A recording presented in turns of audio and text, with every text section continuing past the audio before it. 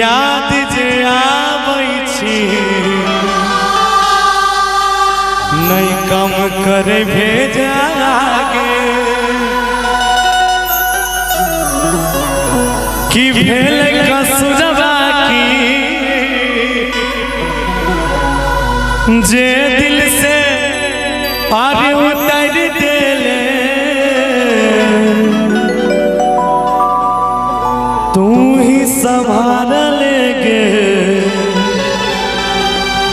फिर तू ही बिगड़ दे कि कितनी आसानी से कह दिया तुमने कि मुझे भूल जाओ। कितनी आसानी से कह दिया तुमने कि मुझे भूल जाओ।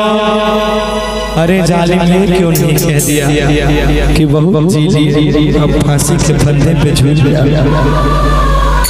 आइएगा कि गे पागली गे पागली गे पागली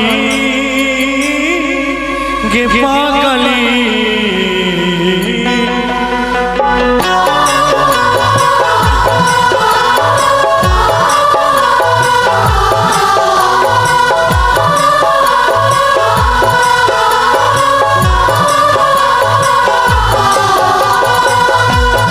गे बेवफा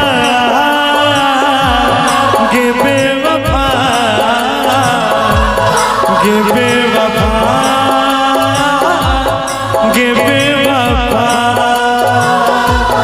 तो सब दुल्हा खोज लगले गे लगै छवैर गेलौ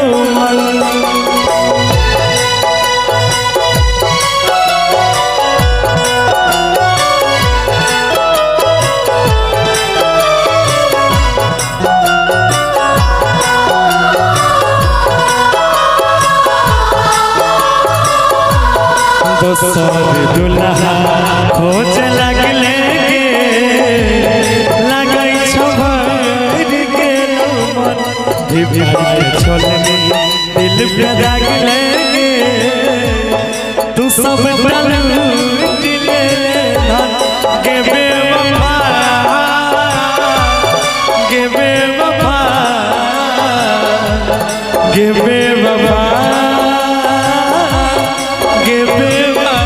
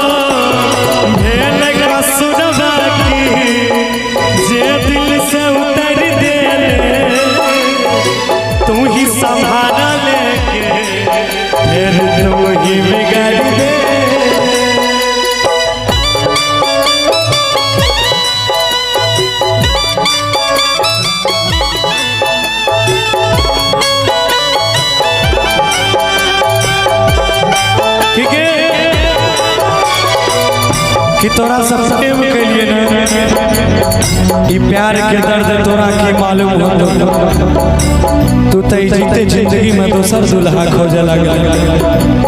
हमरा दिल पर की बीते छै से हम जाने छिए ना तोरा कौन बात के फर्क पड़तौ तोहरा की मालूम छौ बात छै करे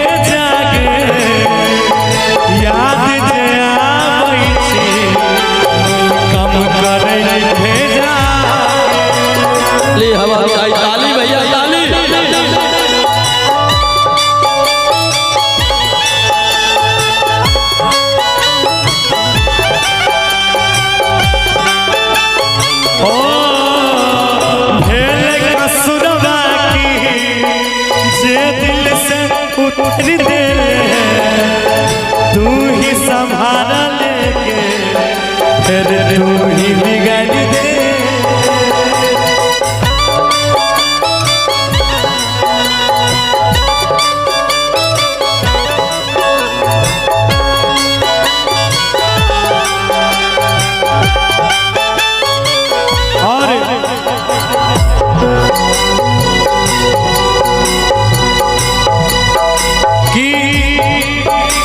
हमारे चर्चे सरेआम हो गए कि प्यार किया बदनाम हो गए, हमारे चर्चे सरेआम हो गए और तुमने इस कदर तोड़ा है मुझे कि हम अपने माँ बाप के नजरों में भी नाकाम हो गए। कहा भाई हमरा सोचते के कहा जाग लेंगे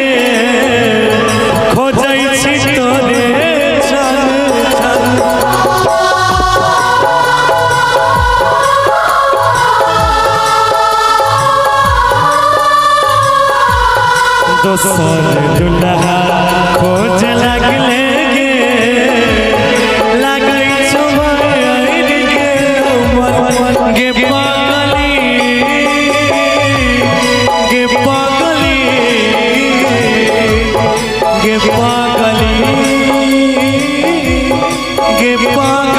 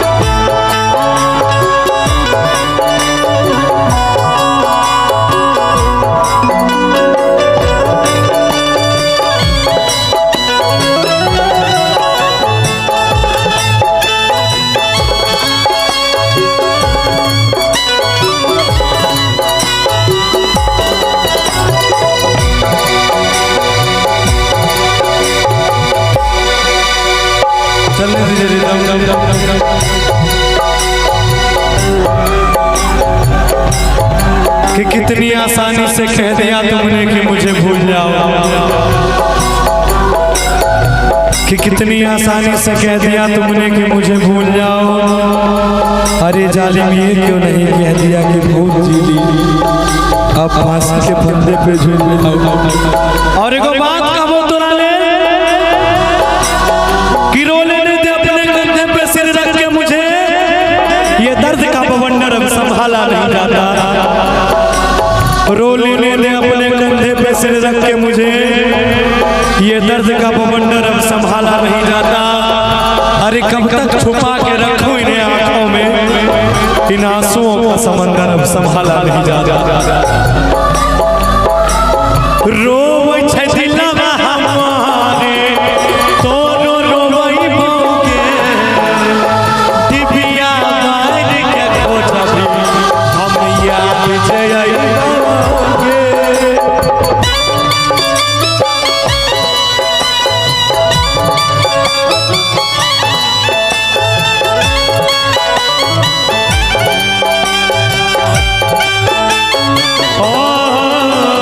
रोवई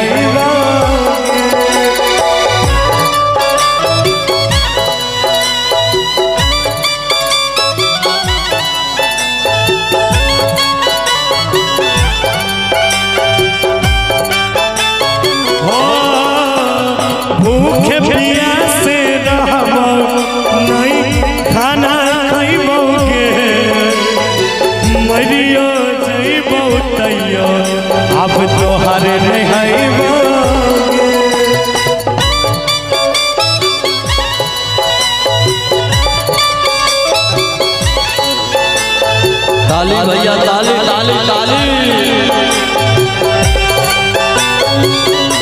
और अंतिम में तेरे का बोतला ले मदन गौरव के हो